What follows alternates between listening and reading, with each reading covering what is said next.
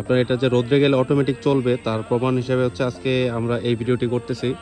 তো এখন সোলার প্যানেলের উপর হচ্ছে আমার হাত দেওয়া, ঠিক আছে। এই যে দেখেন ক্যাপটি আমি এইভাবে হাতে ধরে রাখছি, আর ওই যে পিছনে দেখেন সূর্য, ঠিক আছে।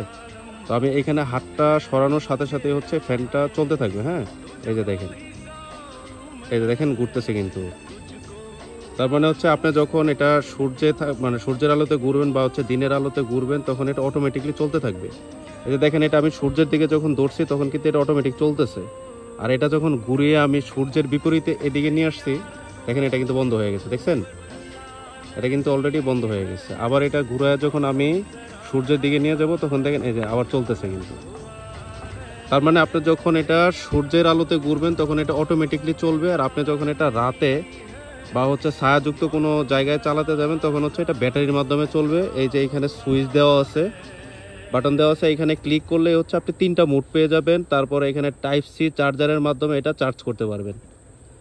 তো আমাদের এই ক্যাবটিতে হচ্ছে 1000 mAh ব্যাটারি দেওয়া আছে, আপনাকে 2.5 থেকে 3 ঘন্টা ব্যাটারি ব্যাকআপ দিবে।